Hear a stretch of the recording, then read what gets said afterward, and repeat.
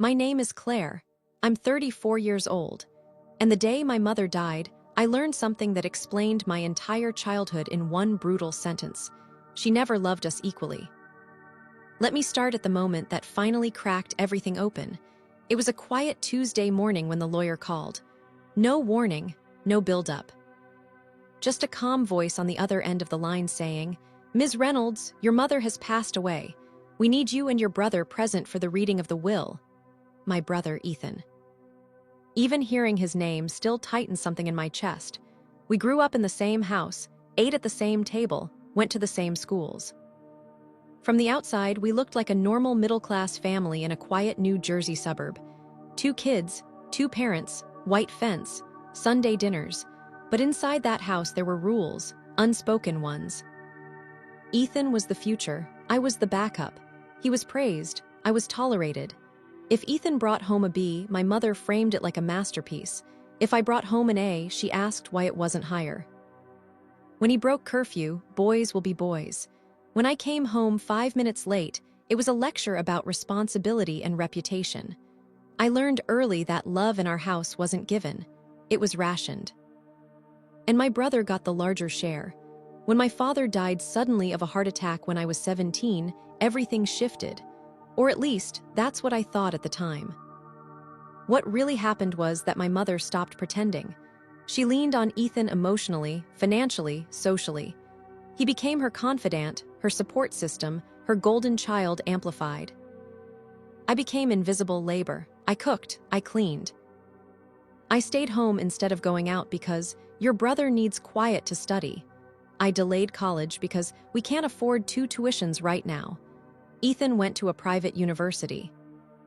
I went to community college and worked nights. She said it was temporary. It never was. By the time I was in my late 20s, I had stopped expecting fairness. I built my life quietly. I moved out. I worked my way into a stable career in healthcare administration. I paid my bills. I showed up for holidays. I called my mother every Sunday like a dutiful daughter. She always asked about Ethan first. How is he doing at work? Is he still stressed? Does he need anything? Then, almost as an afterthought, "And you're fine, right?" I learned how to answer that question with a smile. "Yes, Mom, I'm fine. The last time I saw her alive was 3 weeks before she died." She was in the hospital, frail, smaller than I remembered. Ethan sat beside her bed, holding her hand. I stood near the window. She looked at him and said, "I don't know what I'd do without you." Then she turned to me and said, "Make sure your brother eats. He forgets when he's stressed." Those were the last instructions she ever gave me. At the funeral, people kept telling me how strong I was, how devoted I'd been. How lucky my mother was to have such a caring daughter. I nodded, smiled, thanked them. Ethan cried openly. People surrounded him, comforting him, praising him for being such a good son. No one asked how I was doing. A week later, we sat in a quiet law office with beige walls and framed certificates. The lawyer cleared his throat and opened a folder. "This will is very specific," he said. "Your mother revised it less than 6 months ago." Ethan leaned back, confident. I sat perfectly still. The lawyer began reading. "The house goes to Ethan. The savings accounts go to Ethan. Her car. Ethan, family heirlooms, Ethan." With each sentence, something inside me went numb, not surprised, just confirmed. Then the lawyer paused. "There is one remaining item." Ethan smirked. "Probably some small token for me, a piece of jewelry, a photo album, a consolation prize." Instead, the lawyer looked directly at me. "The remaining asset is a sealed letter, addressed to Claire, to be opened privately." Ethan's head snapped toward me. "What letter?" he asked. The lawyer closed the folder. "Your mother requested that you read it alone." Ethan laughed, sharp and dismissive. "Probably an apology," he said. "She always felt guilty about you being sensitive." I didn't respond. Because something about the way the lawyer looked at me told me this letter wasn't an apology. It was a confession. And I had no idea that what I was about to read would change not just how I saw my mother, but how I saw my entire life. I didn't open the letter right away. I don't know why. Maybe some part of me already knew that once I read it, there would be no going back. No comforting lies left to hide behind. No more pretending that my childhood had just been a little unfair. The lawyer asked if I was ready. I nodded, even though my hands were trembling. Ethan stood up. "I'll come with you," he said casually, already halfway toward the door. The lawyer stopped him. "Your mother was very clear. This letter is for Claire alone." That annoyed him. I could see it on his face. He didn't like being excluded, he never had. "Fine," he said, rolling his eyes. "I'll wait outside." "Take your time." For the first time in my life, something was happening without him at the center of it. The lawyer led me into a smaller room, a single chair, a small table. The letter sat there in a plain white envelope with my name written in my mother's handwriting. Claire, not sweetheart, not honey, just my name. The lawyer closed the door quietly behind him. I sat down and stared at the envelope for a long moment. My chest felt tight, like I was bracing for impact. Then I opened it. The letter was longer than I expected. 3 pages, handwritten, careful. Deliberate. My mother had never been a woman of many words. When she spoke, it was usually clipped, efficient. Reading this felt like listening to a version of her I had never been allowed to hear. It started simply. "Claire, if you are reading this, then I am gone and I owe you the truth." My throat closed. "I have spent your entire life making choices that favored your brother. I justified them in 100 different ways. I told myself he needed me more. I told myself you were stronger. I told myself you would understand someday." I had to stop reading for a moment. Understand, that word again. I need you to know this was not your fault. It was never because you were less capable, less intelligent, or less worthy. I felt tears blur the page, but I kept going. Your brother was not meant to inherit everything. That was not my original plan. My heart skipped. When you were 12, your father and I made a decision that changed our family forever. A decision I have regretted every day since. I read that sentence twice, then a third time. She explained it slowly, almost clinically, as if distance would make it easier. When my father was still alive, the family business had been failing. Quietly but dangerously. There were debts I never knew about, loans taken against the house, pressure from investors. Panic behind closed doors. And then there was Ethan. At 14, he had been diagnosed with a condition my parents never told me about. Not because it was fatal, but because it was expensive. Long-term, unpredictable, the kind of thing that scared people who liked control. They believed Ethan's future would require constant financial support, my mother wrote. And they believed you would survive without it. They made a choice. They decided that every available resource would go to him: education, opportunities, emotional energy, everything. "You were not meant to know," she wrote. "We believed secrecy would protect you, protect me. I told myself that favoring him was temporary, that I would make it up to you later." But years passed, and the imbalance became our normal. My hands were shaking now. "I began to resent you," she admitted. "Not because you did anything wrong, but because you reminded me of my failure. You thrived despite being overlooked. You didn't need me the way he did. And instead of being proud of that, I punished you for it." That sentence landed harder than anything else. She resented me for surviving. "I know I turned you into the responsible one. The quiet one, the dependable one. I leaned on you without thanking you. I expected your sacrifice without acknowledging the cost. I thought of all the nights I stayed home so Ethan could study. All the times I put my life on pause because someone else needed space. I see now how cruel that was." I reached the last page. "There is something else you deserve to know. The money," my breath caught. "The savings you believe I left to Ethan were not accumulated later in life. Most of it came from an account your father and I originally created for you." I felt dizzy. "That fund was intended for your education and early adulthood. When your father died, I transferred it to your brother's care instead." Transferred. I had always assumed there simply wasn't enough. I told myself I would repay it. I never did. The letter ended with words I had waited my whole life to hear. "I am sorry, Claire. I failed you. You deserved better from me." There was no excuse at the end. No request for forgiveness, just the truth. I sat there for a long time after finishing the letter, long enough that my tears dried on my cheeks, long enough for something inside me to settle. When I finally stood up, I didn't feel angry. I felt clear. The lawyer was waiting outside. He didn't ask what the letter said. He simply nodded and told me I could take as much time as I needed. Ethan stood near the window, arms crossed, impatient. "Well," he asked, "what was it? Some emotional goodbye?" I looked at him, really looked at him.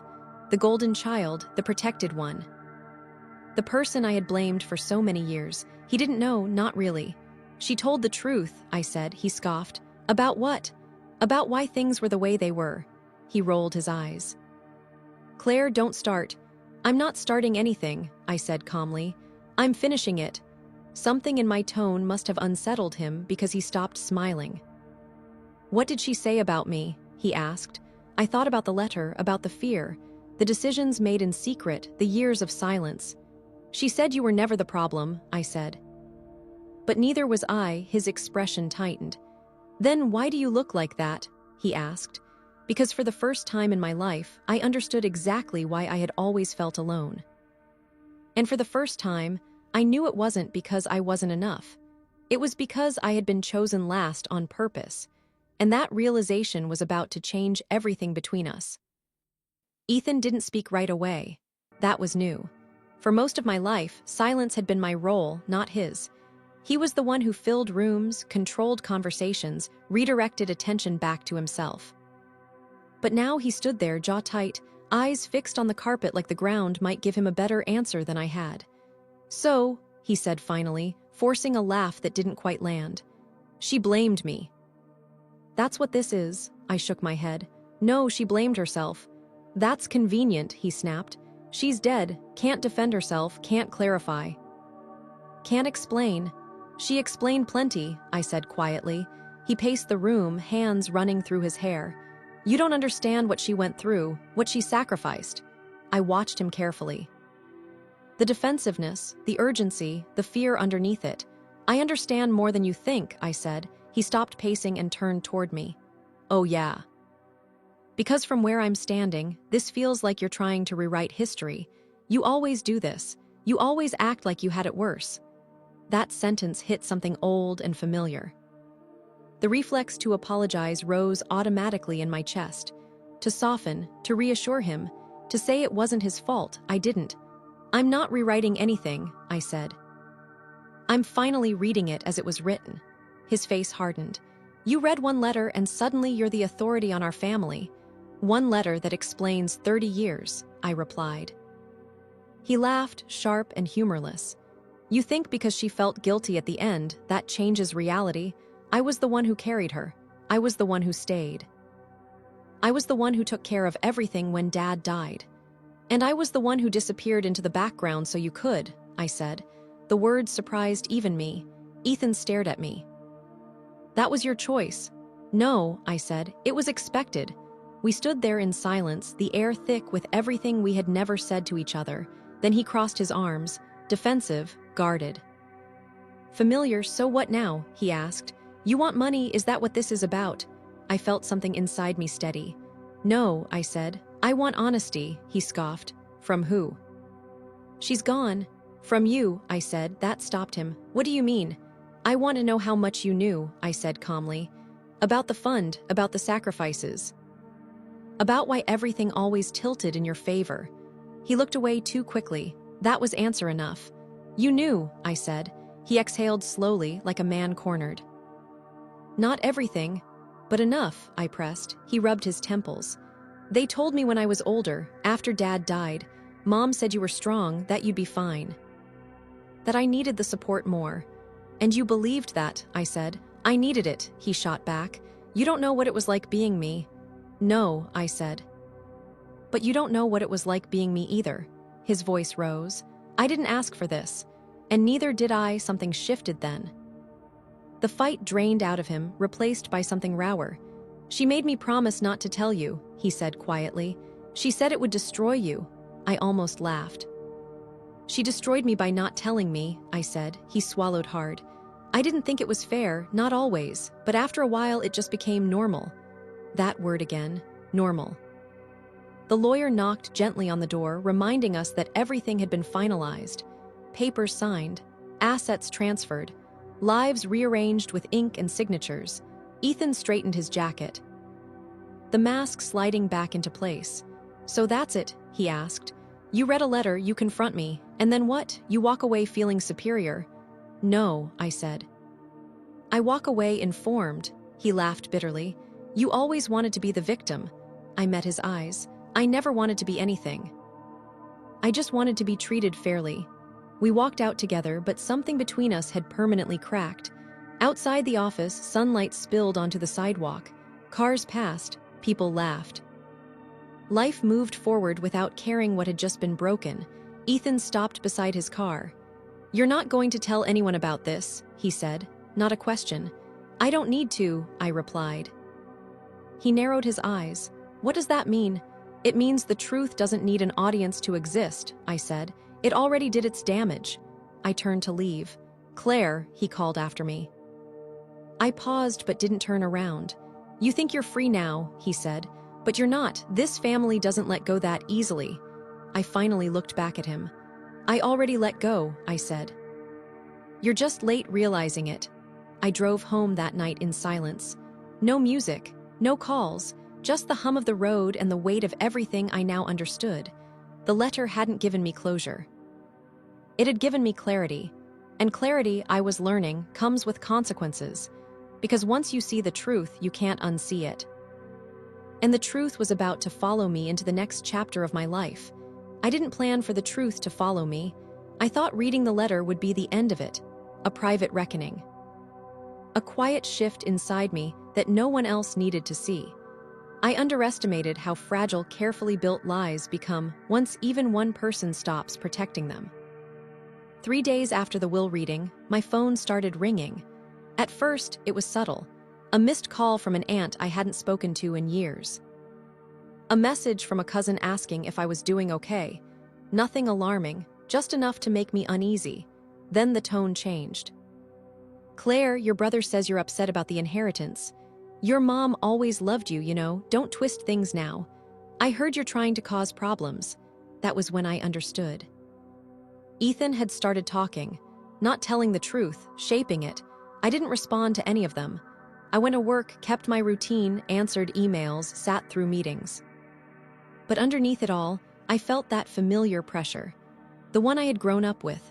The quiet expectation that I would absorb discomfort so others didn't have to. That expectation was about to be tested. The real confrontation came on a Sunday afternoon. I was at home folding laundry when there was a knock at my door. Not a polite knock, a firm one. The kind that assumes it will be answered. When I opened it, Ethan was standing there. He hadn't called, hadn't texted, he just showed up. "We need to talk," he said, already stepping inside. I let him in, not because I owed him anything, but because I wanted this to end. He paced my living room like it belonged to him, like he'd always owned every space he entered. "You've been telling people things," he said. "I haven't spoken to anyone," I replied. "Don't lie," he snapped. "Mom's sisters are asking questions. They're wondering why you were singled out. Why there was a letter, why you're suddenly acting like a victim." I took a slow breath. Maybe they're wondering because the story doesn't add up anymore. He stopped pacing. "You're not innocent here. You're letting them believe she wronged you." "She admitted she did," I said. "That letter was private," he shot back. "You weren't supposed to use it like this."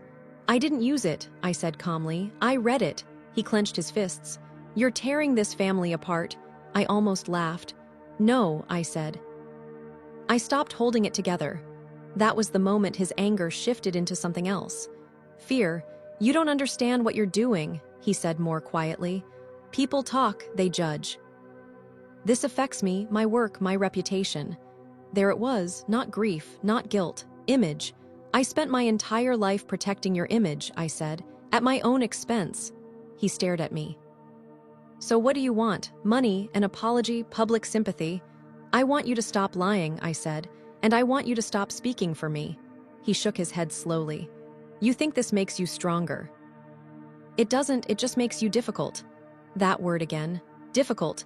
The label used whenever I stopped complying. I don't need to be easy anymore, I said. He stepped closer. If you keep pushing this narrative, you're going to regret it. I met his gaze. Is that a threat? It's a warning, he said. He left without another word. That night, I slept better than I expected. The next morning, I got an email from a law firm. Subject line, estate clarification. My stomach dropped. They were representing Ethan, contesting the will.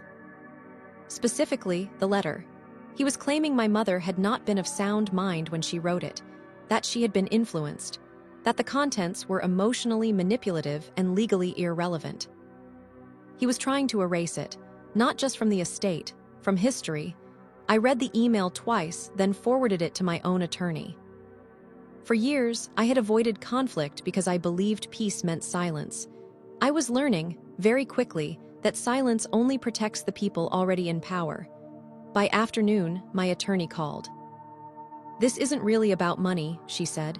He already has everything. This is about control. I looked around my apartment, the quiet, the independence. The life I had built outside the family narrative. He doesn't get to control this anymore, I said. Are you prepared for this to get public? She asked. Because if he pushes, the letter becomes evidence. I closed my eyes. Public meant scrutiny, judgment, being talked about the way I always had been, but louder. Yes, I said. I'm prepared. That evening, my phone rang again. This time, it was my aunt, my mother's older sister. I didn't want to believe it, she said without greeting. But then I remembered things. Conversations, moments that didn't sit right. I said nothing. She always said you were strong, my aunt continued. I thought it was a compliment. I realize now it was an excuse. I felt something loosen in my chest. She never should have done that to you, she said quietly. It wasn't an apology, but it was acknowledgement, and that mattered. By the end of the week, the family lines were clearly drawn. Some people stayed loyal to Ethan. Others grew quiet, unsure. A few reached out to me privately, asking questions they had never dared ask before. The truth was spreading, not loudly, but steadily. Ethan called me once more. If you go through with this, he said, his voice tight, there's no going back. I held the phone away from my ear for a second, then brought it back. There was no going back the day Mom wrote that letter, I said. You just didn't know it yet. I hung up. That night, I sat at my kitchen table with the letter spread out in front of me. The ink slightly faded, the handwriting unmistakably hers. It wasn't just an explanation. It was a line. Once crossed, nothing on the other side looked the same. I realized then that the fight wasn't really with Ethan, or even with my mother's choices. It was with the version of myself who had been taught to accept less because it was easier for everyone else. That version of me was done, but the consequences of that decision were only just beginning. The legal fight didn't explode the way Ethan expected. There were no dramatic courtroom scenes. No public spectacle, no last-minute revelations shouted across a judge's bench. What happened instead was quieter, and somehow, more devastating for him. The law doesn't care about family dynamics. It cares about documents, intent, and evidence, and the letter was solid. My attorney walked me through it calmly. My mother had written it months before her death. It was dated, witnessed.